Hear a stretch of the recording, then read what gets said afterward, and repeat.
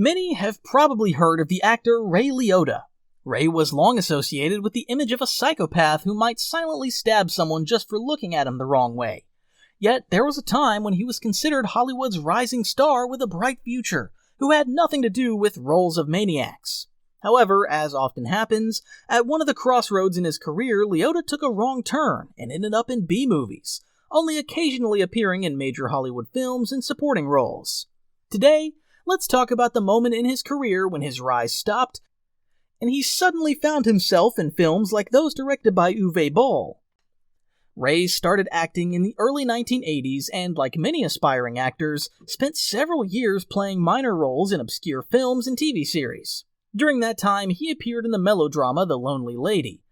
The film became notorious as one of the big winners at the Golden Raspberry Awards. It received 11 nominations and won 6 awards, including the main one. The Lonely Lady became the worst film of 1983. Later, it appeared on many lists of the worst films in history of cinema, and even competed for the title of the worst film in the history of the Golden Raspberry Awards at the 25th ceremony. It lost to Battlefield Earth starring John Travolta.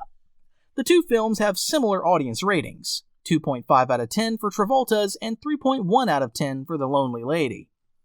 If Liotta had played one of the main roles in the film, his career might never have taken off, and he would have vanished from Hollywood spotlight, just like many lead actors from The Lonely Lady. But Liotta hid well, and no one noticed him. After such a tough film, Liotta spent several years bouncing around various TV shows. For example, he appeared in the series Mike Hammer, which was a fairly well-known project on American television in the 1980s. The show later received numerous follow-ups, including both series and television films. Liotta's breakthrough came in 1987, when director Jonathan Demme offered him one of the lead roles in his small film, Something Wild. Later, the director released the films Married to the Mob, The Silence of the Lambs, and Philadelphia. After Something Wild, Liotta attracted the attention of critics. Although the film didn't become a big box office hit and only grossed $8 million in theaters, the entire cast was recognized at the Golden Globe Awards. Ray Liotta also received a nomination for Best Supporting Actor. The actor's career took off, and studios started inviting him to play lead roles in their small films. That's where he caught the attention of Kevin Costner, who invited Liotta to join him in Field of Dreams. Costner didn't even care that Liotta had never played baseball and didn't know how to hold a bat correctly. The studio quickly hired a coach for the actor, who turned him into a decent baseball player in just a month. At the time, Kevin Costner was a huge box office draw. Field of Dreams did very well in theaters, and Liotta, who was running around in a baseball cap somewhere in the background, started to be recognized by general audiences. The actor was soon flooded with offers and could now choose his next projects. One of the offers he received was to take part in Tim Burton's Batman. There's no official information about the exact role that was offered to Liotta. Rumor has it that he was considered for either the role of Batman or the Joker, although he was too young to play the Joker at the time. Besides, the studio had always wanted to cast Jack Nicholson in the role, even going so far as to reject Robin Williams, so the rumor seems strange. Liotta also never specified what role he was offered. However, from his words, it seems he might not have known it either. He said he was asked to meet with director Tim Burton, who wanted to talk to him about a role in Batman, but according to Ray, he had no interest in comics and declined the meeting with Burton, which he later often regretted. Instead of Batman, Liotta decided to take on a role in Goodfellas, which he got thanks to Robert De Niro. De Niro and Scorsese often discussed actors who could be a good fit for their films. Robert suggested considering Ray Liotta, and Scorsese approved of this choice. Like many of Martin Scorsese's films of that time, Goodfellas didn't make big box office, but it received numerous nominations at film festivals and quickly became a cult classic. Interestingly, at the Film Awards, everyone received recognition except for Robert De Niro and Ray Liotta. Joe Pesci even won an Oscar for his role. After landing one of the lead roles in Martin Scorsese's film, Liotta's fees skyrocketed. His next two projects, Article 99 and Unlawful Entry, earned him $1 million each. While Article 99 was a box office failure, Unlawful Entry did extremely well in the US and brought Liotta a nomination for Best Villain in the MTV Movie Awards. Before Liotta took the role, it was rejected by Mel Gibson, Tom Berenger, Charlie Sheen, and John Travolta. And although Unlawful Entry turned Liotta into a star, Many believe that this role left a deep mark on his future career, which he was never able to shake off, no matter how hard he tried.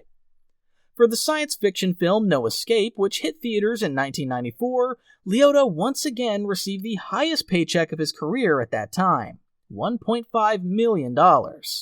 Martin Campbell's action film about a prison island that Liotta tried to escape from failed at the box office.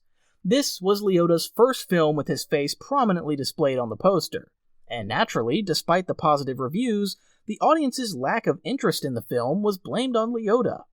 According to the actor, he agreed to star in No Escape only because he wanted to finally play a lead role in an action film and prove that he could be convincing as a heroic character. Not stopping there, Liotta went on to fail with 2 more films in a row. These were the comedy Operation Dumbo Drop and Unforgettable, where Liotta once again played the lead and was prominently displayed on the poster. To make matters worse, both films were panned by critics and received mediocre reviews from audiences. In 1997, Liotta finally starred in a film that managed to break even at the box office, although everyone expected James Mangold's Copland to do much better. The thing is, the lead role was played by Sylvester Stallone, who, despite already losing his superstar status at the time, was still considered a big actor capable of drawing audiences to theaters. Right after Copland, 2 more films hit American theaters, this time with Liotta as the lead. The big-budget action film Turbulence, and the thriller Phoenix. Turbulence was one of the biggest flops of 1997. The $55 million film grossed only $11 million at the box office. The film also featured Lauren Holly, who was also gaining popularity at the time. The project had a very unfortunate release date. The advertising campaign for Turbulence had to be quickly halted due to the crash of a Boeing 747, which exploded in mid-air 12 minutes after takeoff from the New York airport.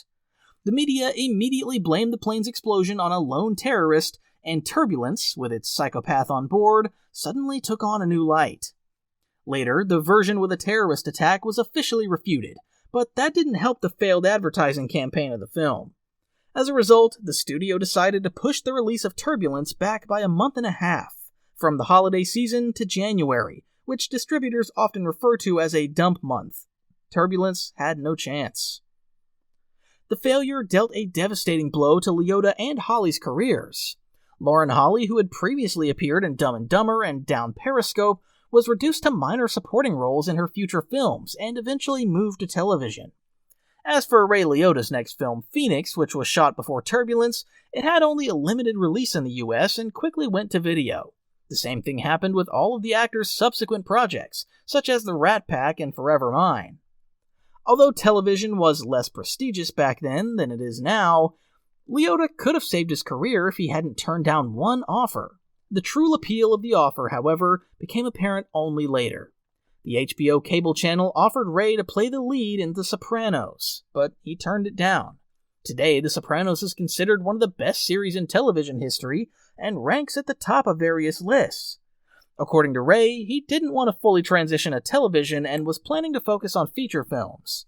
The offer from the series producers, however, would have tied him down for 2 years. He didn't mind appearing in a few episodes, but he wasn't ready to fully commit to the series at the time. If Liotta had agreed, The Sopranos would have reunited him on set with Lorraine Bracco, who played his wife in Goodfellas. As for the role that he was offered, it eventually went to James Gandolfini, and now it's very difficult to imagine anyone else in his place. It's impossible to picture what the series would have been like with Liotta as the lead. Having turned down a role in the iconic series, Liotta entered the new millennium as a supporting actor, albeit in some pretty well-known films such as Heartbreaker, Hannibals, and Blow. He was only getting lead roles in direct-to-video films like Pilgrim and Point of Origin. The only exception was the Joe Carnahan thriller Narc, which was released in the US and grossed $10 million. Another film worth mentioning was James Mangold's Identity, where the director invited Liotta as a friend. Ray Liotta was 45 years old at the time, and reviving a career at that age is extremely difficult. Not everyone can be like Liam Neeson, angrily beating up European thugs who kidnap their relatives. That's why Liotta decided not to waste time proving anything to anyone, and simply started accepting every offer that came his way, even if it meant appearing in Uwe Boll's films, where Lauren Holly also ended up after Turbulence. In 2005, Liotta won an Emmy for his role in the series ER. This was 6 years after he turned down The Sopranos. In the final years of his life, Ray could be seen in supporting roles in major films like Kill the Messenger and the sequel to Sin City.